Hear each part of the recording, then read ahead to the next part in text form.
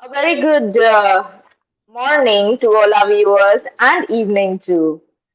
Today we have with us a very talented professional who switched from mainstream financial industry, having 35 years career in investment banking and asset management, wherein he also co-founded an investment bank into impact investing.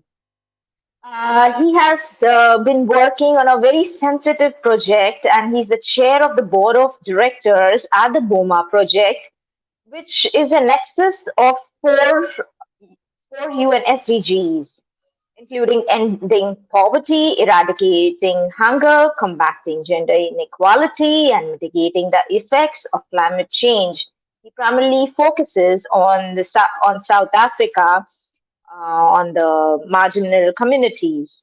He holds an MA in International Relations from the Fletcher School of Law and Diplomacy, MBA from Dartmouth College, and AD in Economics from Stanford University, along with a CFA designation.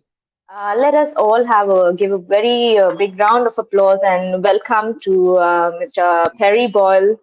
Um, Thank you for joining us. It's an honor to have you with us. Well, it's a pleasure to be with you. Thank you. Thank you. Now, you have had a focus in the mainstream finance and pursued entrepreneurship and now impact investment. Presently, you're contributing to impact ventures. Now, how has your journey been and what led to the shift towards impact investments? Yeah, so my career was largely in the markets, largely the equity markets in the United States and globally. I started out at an investment bank in New York called Solomon Brothers, and then I went back to school. I did a little boutique merchant bank, and then I kind of shifted gears to the equity markets at an old firm, one of the oldest firms in the United States called Alex Brown. It's now part of Deutsche Bank. And I was a equity stock analyst there, and I really liked it. I covered the transportation industry. I did that for about 6 years, and then we got bought by Bankers Trust, and then we got bought by Deutsche Bank, and then it felt time to leave. The culture had changed, so I helped start up a new investment bank called Thomas Weisel Partners in 1999, and we grew that to be the 12th largest investment bank in the United States in about 2 years. It was the fastest ramp to 500 million in revenues of any company, I think. And I think that record might still stand. Did that for 6 years, then shifted to the buy side, to a hedge fund where I worked for 15 years, originally as a director of research. And then over time, I ended up managing all the long short equity portfolio managers and teams. We had about 100 of them globally. I helped open offices in Hong Kong, Singapore, Tokyo, London. I had to open it 3 times. We didn't quite get that one right. Finally did. And then we operated in New York and San Francisco as well. So right now, that hedge fund's about 30 billion in AUM. We were about 16, I think, when I left it. I retired from that in 2020, just as the pandemic was starting. And I knew that I would be leaving. I was looking to leave to try something different, to try something a little more socially useful. So I'd spent about a year looking at the world, trying to figure out what could little old me figure out how to move the needle a little bit on the planet. And I came up with the issue of starvation level poverty. The planet grows 50% more food than we consume.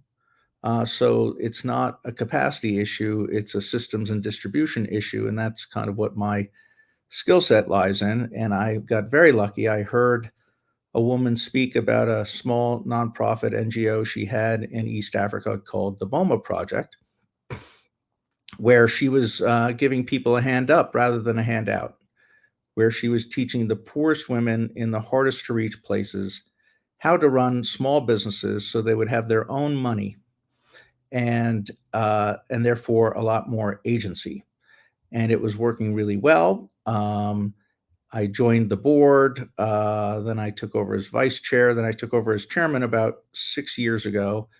And my view on this is that there are so few interventions that actually work that when you find one, you're kind of obligated to grow it as fast as possible. So we really exist to reach the people we haven't reached yet.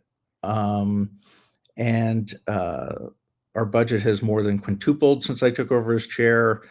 We started in a base in Kenya, in 5 counties in Kenya. Now we're in 11 counties in Kenya. We're in Ethiopia. We're in Chad. We're in Uganda, and we're doing a little work in Burkina Faso as well. So that's really what I'm focused on right now in my personal life. And then, I did do pretty well in the hedge fund, and I've taken my savings and I invest that in largely impact investments, things like environmental remediation, things like a novel blood delivery system to trauma sites. There's a variety of things in there, and if we want to talk about that, we can talk about that. So that's kind of how I balance my life between BOMA and some private impact investing. That's a very interesting journey, I must say that, and very inspiring too. Now, as the principal of Fox Holdings, you've been in impact investing and you've invested from real estate to technology and other domains. What are the key indicators that you look in a business while you are doing impact investing? Well, first of all, I look for the person. Um, I'm doing seed level investing. So finding a person who has a passion for some unmet need is really critical. And there's a ton of ideas, but the value is in the execution. And you have to find someone who can execute. So, as an example, we have a great shortage of mental health care professionals in the United States, and access to them is quite limited. I live in a very rural area. I think we have maybe one therapist for 25,000 people. Like um, it's very poorly distributed. Online through the internet is a perfect delivery channel for a lot of that. So a woman named Colleen Hilton founded a company called Ally Connect, where she signed up 12,000 therapists, and she is focused on providing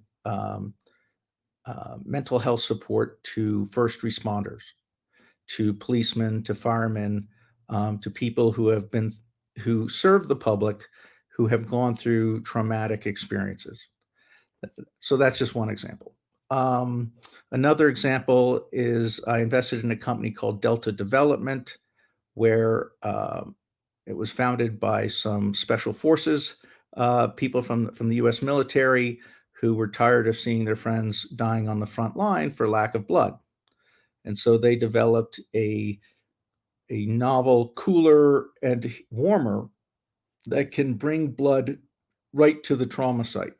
So it can keep blood cool for a week, and yet it can warm it to the appropriate temperature at the appropriate time.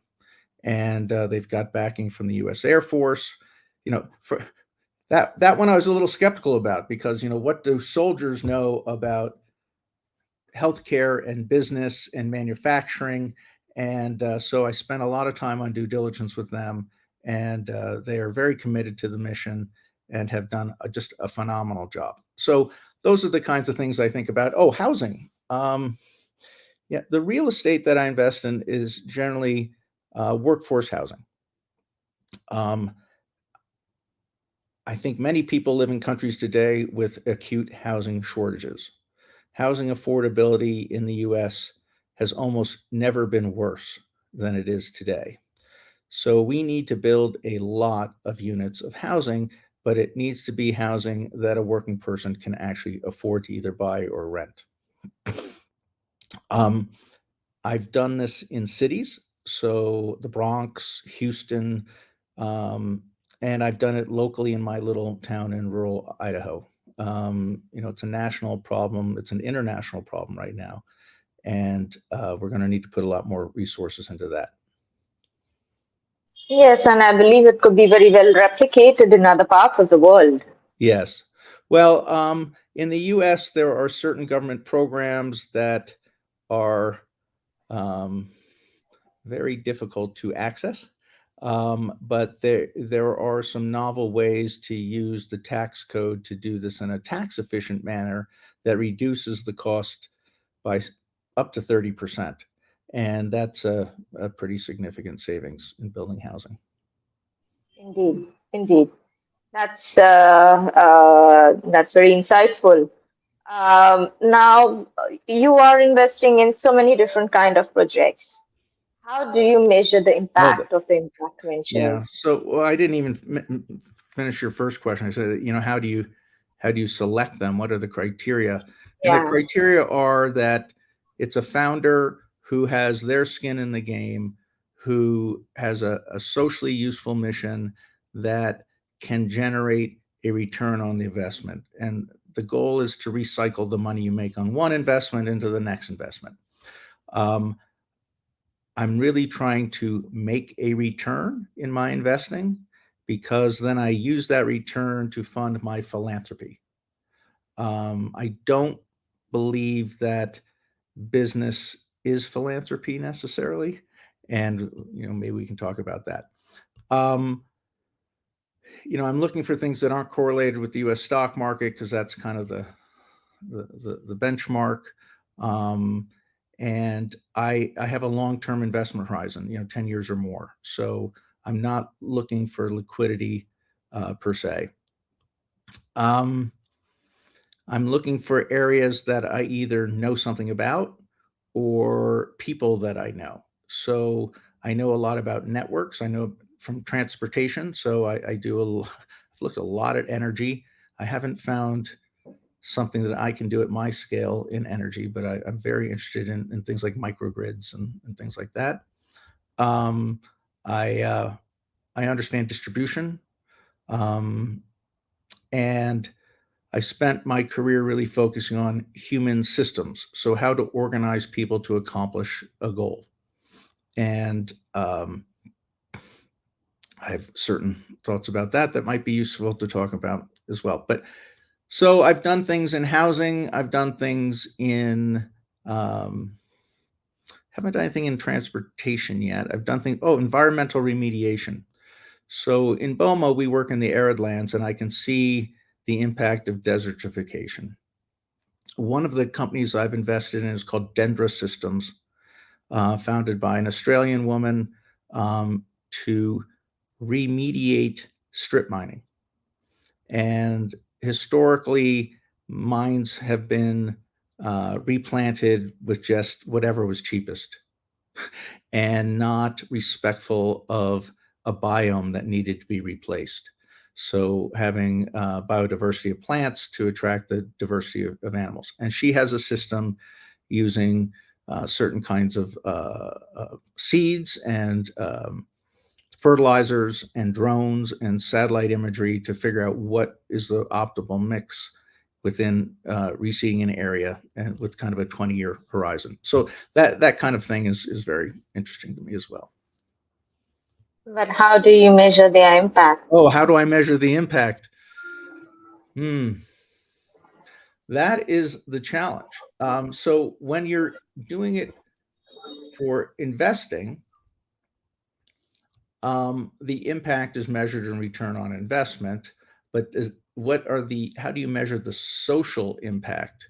Um, and I don't have a great methodology for that, other than that it just seems to be obvious that something is creating more good than harm. Um, for Delta Dental, we can measure it in terms of lives saved. In terms of uh, dendra systems, we can measure it in terms of acres remediated. So each one has kind of a unique thing. In housing, it's how many people are housed. You know, so each one it's fairly obvious what what the impact is going to be. Um, but when let's switch back for a second though to BOMA because that was a really challenging aspect of it for me, coming from business to nonprofit world. How do you know a nonprofit is doing more good than it is harm? well, is it locally led or is it imposed from outside? Is it something people ask for or something that is people are made to do? Is it the acid test for me is when you when you conduct an intervention and then you leave the area 5 years later, can you tell that you were there? So, for example, if you build a school in a certain area and then you leave, and 5 years later, the school might not be there anymore, right? So, how do you create the system to make sure that that can self replicate? What I found so impressive about BOMA, and the key thing that I looked at that really hooked me, was 5 year BOMA is a 2 year intervention. 5 years after BOMA has left an area, 80% of the businesses it helps start up are still running. That the savings of the women is 3 to 10 times greater than it was before BOMA was in an area. That the percentage of children going to school is up 300%. That the amount of the number of children going without a meal, at least one meal a day, drops dramatically. So, and we have nothing to do with that. Like, we teach the women something, we help them unlock what's already inside themselves and get out of their way. And it's really quite remarkable to see the transformation. That's very inspiring. And which project in BOMA do you think could be replicated elsewhere also? Because there could be the similar kind of challenges in other parts of the world. That's true. So, um, if you look at Africa, it's the only continent with a growing population. It's the only continent where the percentage of the population living in ultra poverty is growing, both as an absolute number and as a percentage of the overall population. So if you go to a major city in Africa, it's pretty nice. They've got Starbucks and Ubers, and it feels pretty international. You go 2 hours into the countryside, and it feels like nothing has changed in thousands of years almost. So um, we know that there are about 400 million people in Africa who are food insecure. About 100 million of those live as nomadic, semi nomadic pastoralists. BOMA has created a program for that population, that the 100 million nomadic pastoralists. These are people whose livelihood is primarily based on livestock, where women are sold into marriage when they uh, reach puberty. So if there was a school, they have to drop out. I've never met a woman in a BOMA area who has less than 5 children. So and they have very little sense of what their own personal capabilities are. When we go into an area, we ask the village, do you want what we do? Most seem to want it.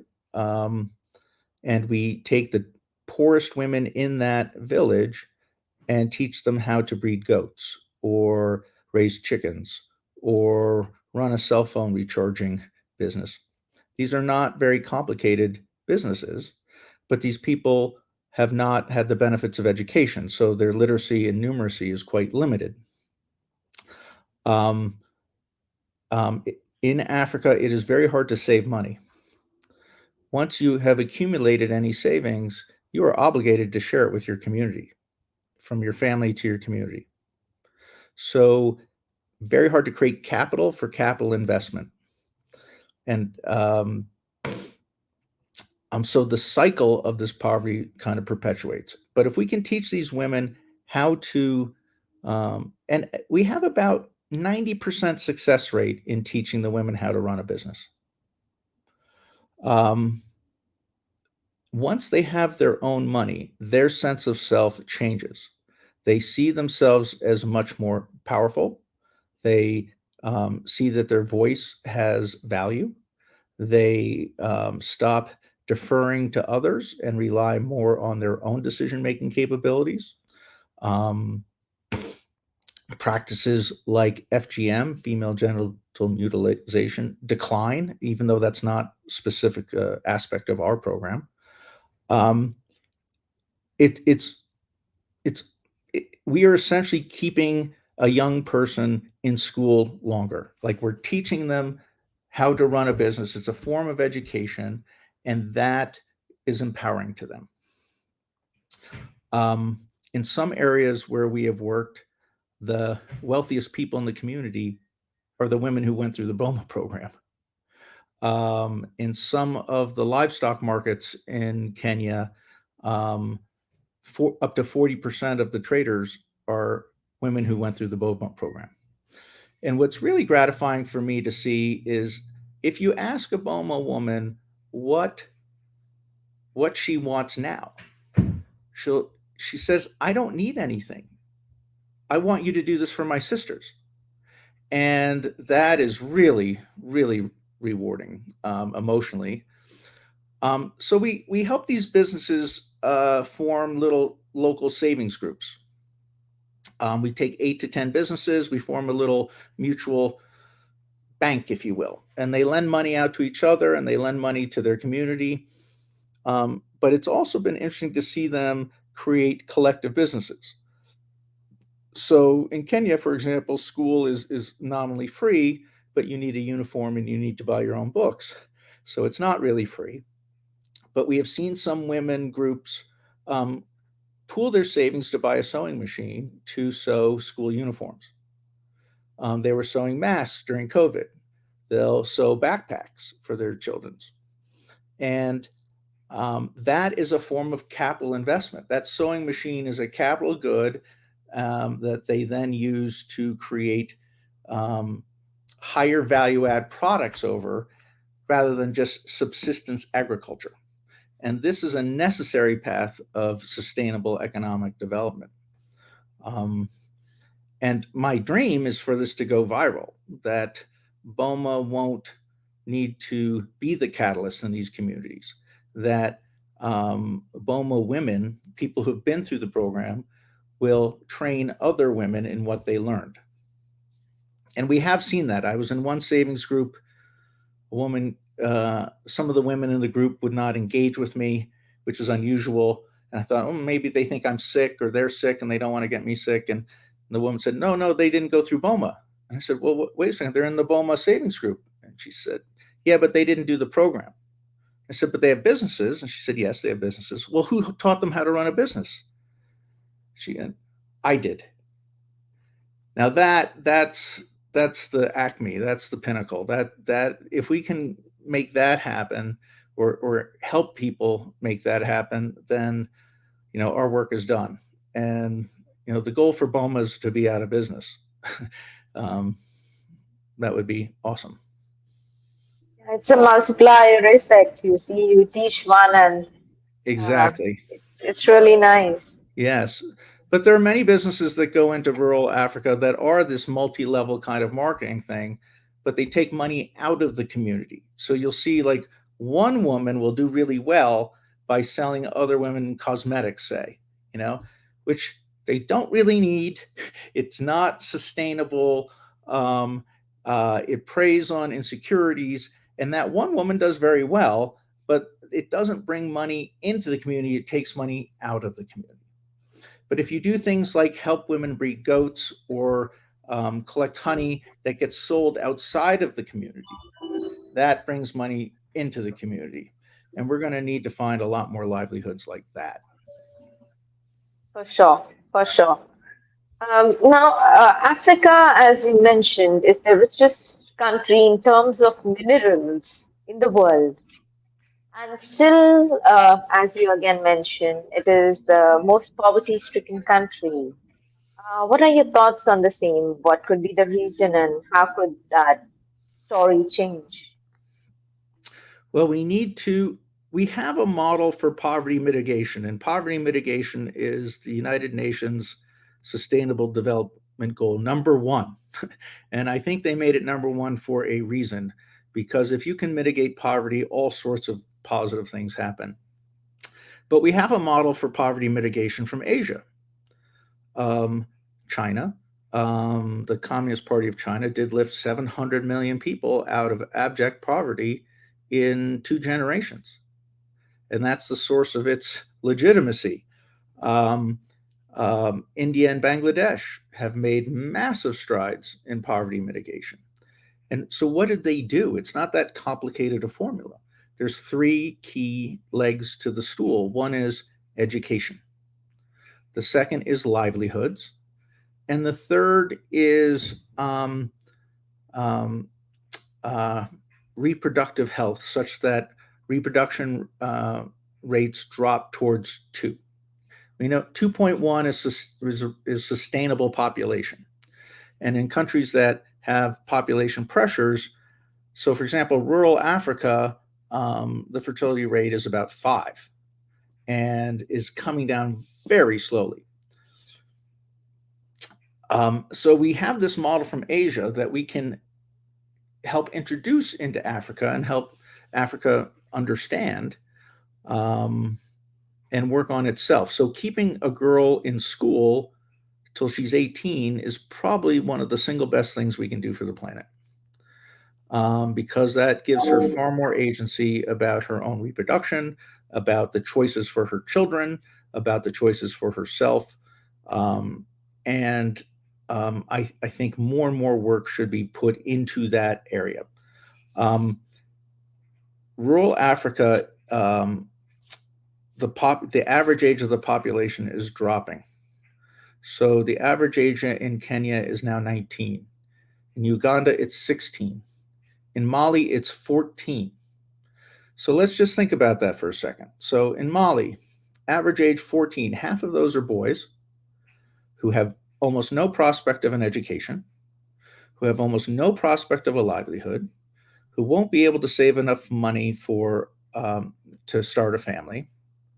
So when Al Shabaab or Boko Haram or one of these radical groups comes through and says, "Hey, I'll give you a gun and a meal and a purpose," um, even if they're not religiously radicalized, that sounds like a pretty attractive deal compared to just literally sitting around and doing very little. And we need to help African countries with this fundamental job creation.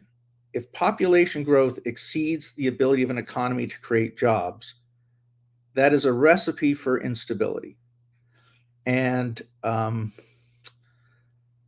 there are multiple ways to do that, but we at BOMA, we actually have a specific program for this. We call it SEED, where we are teaching youth how to run businesses in the peri-urban areas. So just outside of a city limit, for example. Teaching boys how to repair motorbikes is a great one, or run a boda business, which is a motorbike transportation, like a Uber type thing. Um, Give them something to do where they can make money and take care of themselves and their families. Um, Without that, I really despair for rural Africa. Yeah. Yeah. Uh, Now, moving on to my next question. Now, at Dragonfly, as you mentioned, you also invest in renewable Yes. energies. Yeah, at Dragonfly Energy, you're working on that, Well, that's a great and which, example. Yeah. Hmm. yeah, it includes solar as well as wind energy. Yes. Now, you are working on storage of renewable energy, and how do you see battery storage contributing to fight global Yeah. warming? Yes. So there are some fables we tell ourselves about renewable energy, that it will lower the price of electricity because wind is free and sun is free. Well, that is true when the sun shines and the wind blows. Um, Without storage, renewables will not be successful. So there's multiple kinds of storage.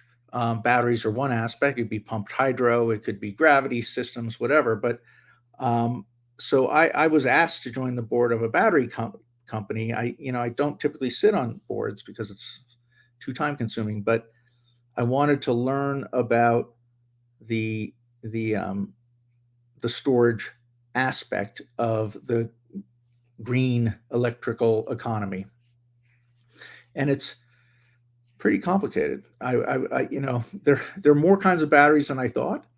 Um, the properties of batteries are quite different. Utility scale storage is a massive challenge. So we are seeing utility scale storage lithium battery complexes go in, but the amount of power that they can store is very limited. Maybe they have 4 hours of energy for a grid. So if the power goes out for 2 days, those battery storage things, they're good for the first 4 hours. Um, and we're going to need new kinds of battery technology that have um, uh, greater storage capacity per cost of unit of storage.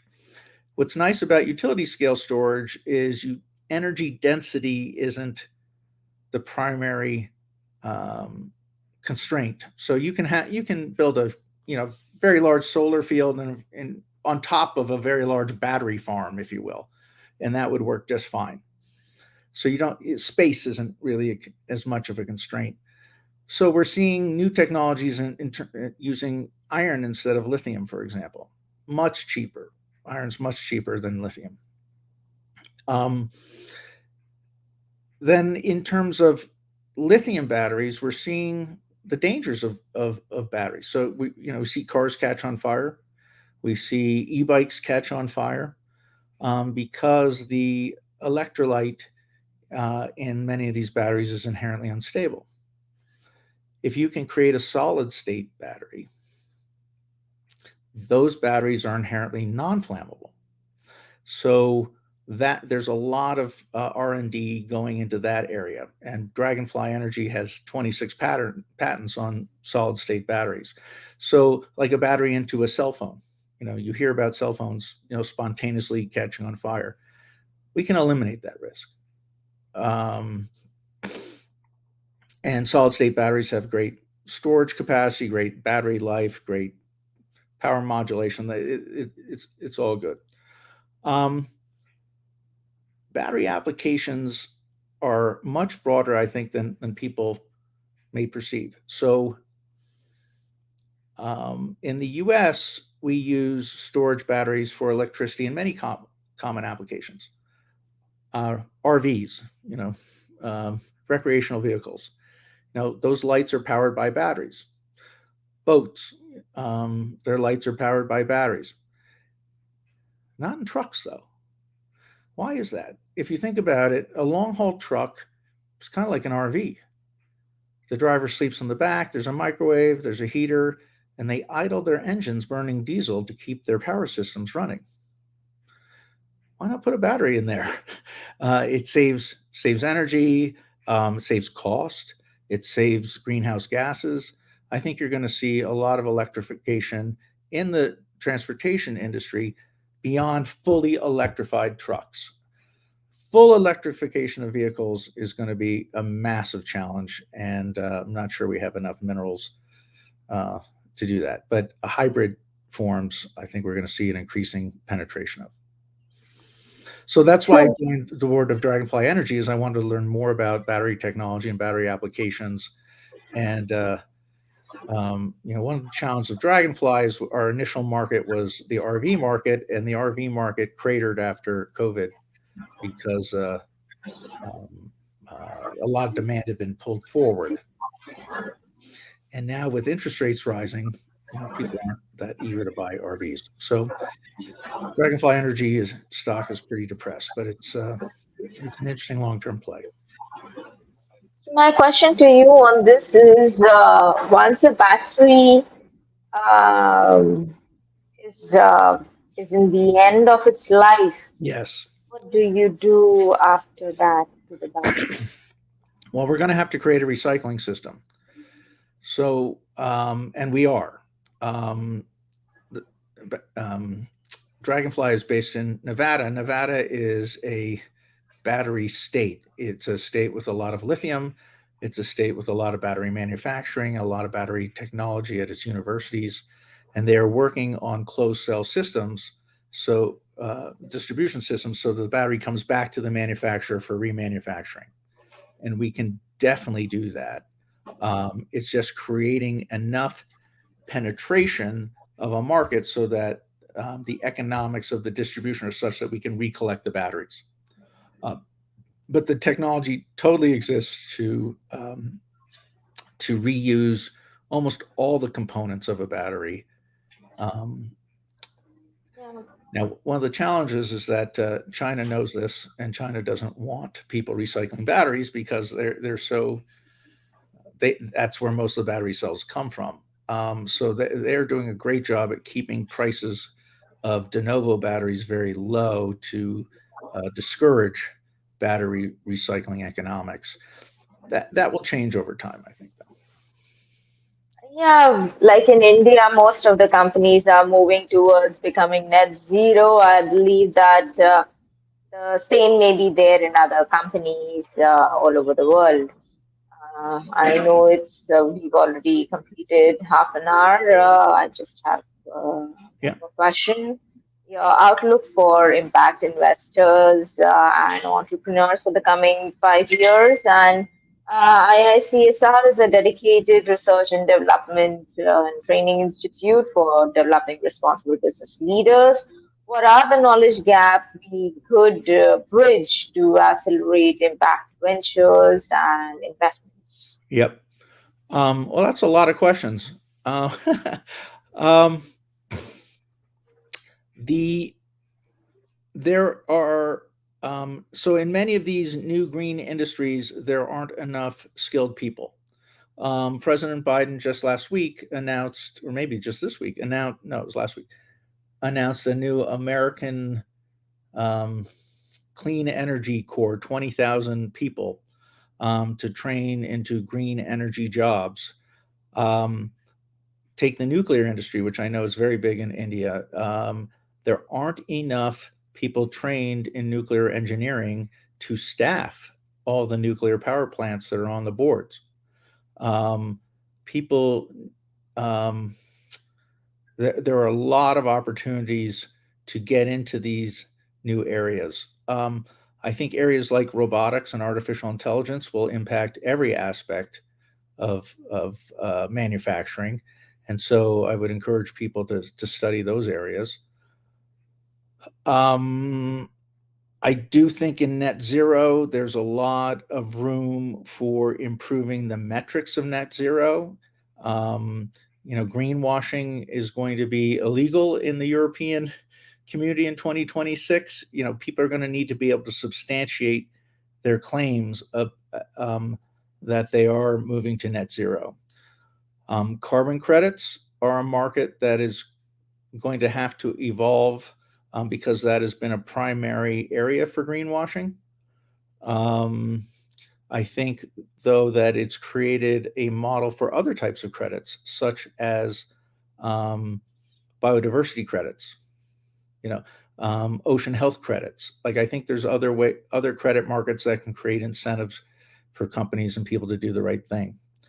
One of the really interesting things about impact investing is, as you mentioned, how do you measure the outcomes? And um, there's a really interesting startup called Outcomes X, run by Phyllis Costanza, that um, where you basically buy specific outcomes. So if you want to house a certain number of people, or put a certain number of people in jobs, or remediate a certain amount of acreage, that's an exchange for doing that. And I think we're going to see more of that. And um, I think we're going to see more hybrid models where things start out as philanthropies and then turn into businesses. An example of that would be Sanergy in Kibera in Nairobi, where they created a closed loop system for human waste with cartridge toilets, where every aspect of the waste is used. either to breed flies for animal feed, and then even going into bricks for construction. Nothing is wasted, and that started out as a philanthropy, and now as a business, for-profit business. I know a lot of people think that impact investing, people shouldn't be making a profit on it. Well, I disagree with that strongly, because I think that that's how you attract capital into spaces, and we need a lot of capital to improve the world, to invest in green opportunities, to invest in impact opportunities. So, without a return on it, I think it'll be very limited, and um, but I'm just so excited about it. I mean, you can hear it in my voice. I hope. There's so much opportunity in the world right now, and I think with the internet, with artificial intelligence, with um, with uh, pretty open and free flowing capital markets, there are a lot of opportunities to find really interesting places to put your talents. That's very interesting, and yeah, we look forward to making this into reality. I'm sure you will make it happen. Yes. Yeah. Perry, it has been a pleasure and an honor to have you on our show and learn so much from you. I know the time is never enough to learn from you. There's so much knowledge that you have and you've shared with all of us today. Any final message to all our viewers who are watching right now or who would watch the recorded session? I would just say that we all have an obligation to leave the planet better than we found it. And, if we all took care of our own needs, and then the needs of one other person, the world would be an ideal place. And so I know that that's how you guys are all focused, and the world is becoming a better place for more and more of its inhabitants. And it's a great time to be able to put your talents to work. So thank you for having me. It was a real pleasure. Thank you. Our honor. Thank you.